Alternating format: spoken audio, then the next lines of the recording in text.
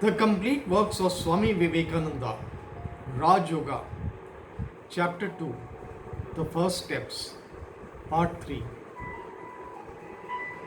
The human body is the greatest body in the universe, and a human being the greatest being.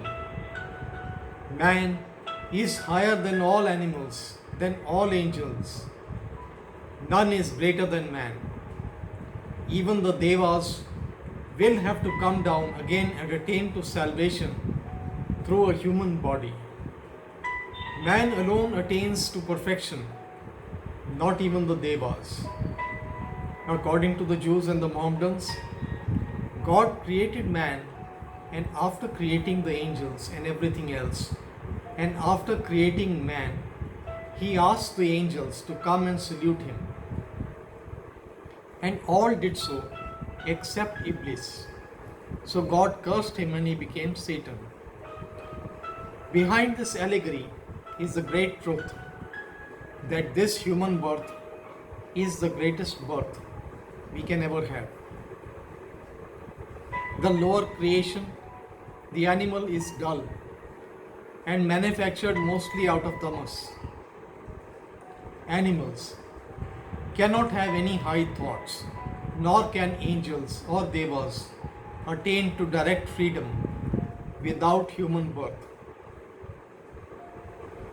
In human society, in the same way, too much wealth or too much poverty is a great impediment to the higher development of the soul.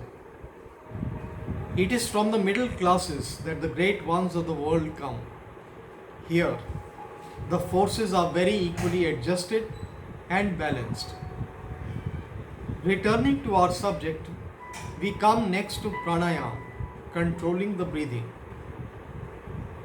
What has to do with concentrating the powers of the mind. Breath is like the flywheel of this machine, the body. In a big engine, you find the flywheel first moving, and that motion is conveyed to the finer and finer machinery until the most delicate and finest mechanism in the machine is set in motion. The breath is that flywheel supplying and regulating the motive power to everything in this body. There was once a minister to a great king. He fell to disgrace. The king, as a punishment, ordered him to be shut up in the top of a very high tower. This was done, and the minister was left there to perish.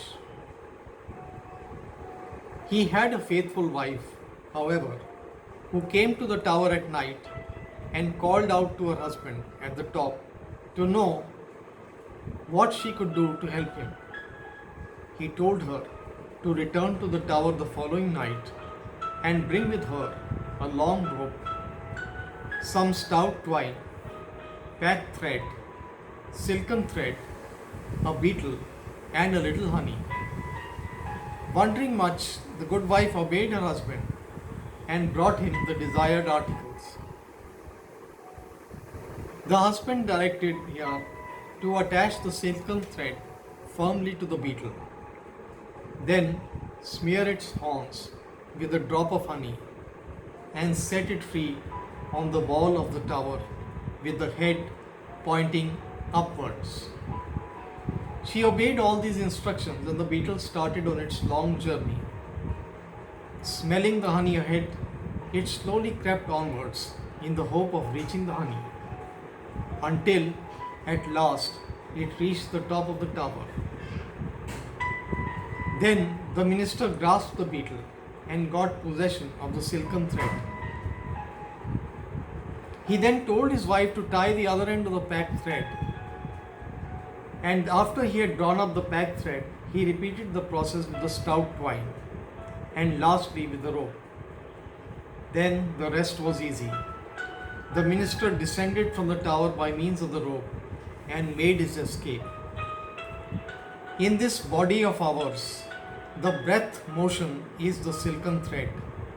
By laying hold of and learning to control it, we grasp the packed thread of the nerve currents and from these the stout twine of our thoughts, and lastly the rope of prana, controlling which we reach freedom.